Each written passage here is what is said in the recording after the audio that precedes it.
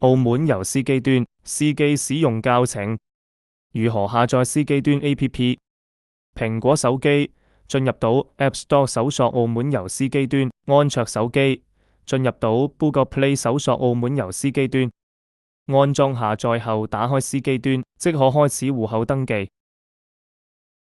戶口資料登記，打開司機端 APP 或者點擊別人發送過來的登記鏈接，進入到咗側頁面，此處輸入手機號碼，無需加勾號。輸入完手機號碼後，點擊獲取驗證碼，輸入驗證碼後點立即加入，開始填寫資料。戶口登記需要準備身份證、駕駛執照、的士司機證以及車輛照片。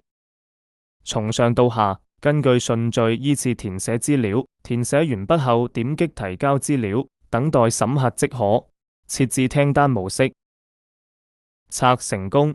登入司機端後，點擊模式設置，在此根據你想聽的訂單類型作出選擇，即時訂單，即將出發的訂單；預約訂單，預約在未來出發的訂單；即時訂單支持選擇接單模式，選擇搶單模式。有訂單來時，需要司機手動點擊接單；選擇指派模式，則來單時會直接指派，效率更高。工作車輛確認教程。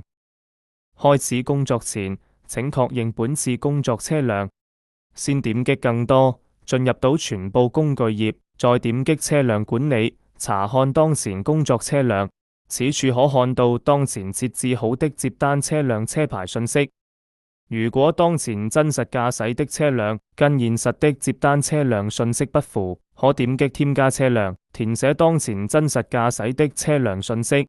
添加車輛，填寫完車輛信息後，為了避免司機惡意用車輛信息，需要等待平台審核本次添加的車輛資料。審核通過後，即可點擊設為接單車輛。點擊後，即工作車輛修改成功。現在你就可以點擊點樣接單，開始聽單了。訂單流程說明：來線時，司機端會播報訂單信息。如果對訂單滿意，可以點擊搶單。特別說明：如果開啟指派模式，無需點擊搶單，系統自動匹配。如搶單成功或直接指派後，可以看到乘客位置及上車點位置。此時你可以按系統的導航行駛去接乘客。如果已到達乘客上車點，需要向右滑動到達上車點按鈕。此時可以耐心等待乘客上車。如乘客已上車，需要滑動乘客已上車按鈕，開始行程。此時系統將自動開啟終點導航，可駕車前往終點。到達終點後，滑動到達目的地按鈕，進入費用填寫頁面。在此填寫米表上顯示的行程費金額。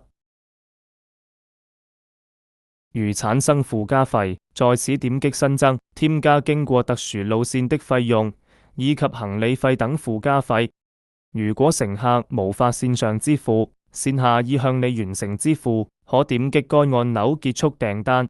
如果乘客可以線上支付，滑動下方收款按鈕完成收款。訂單到此結束，後續等待乘客支付即可。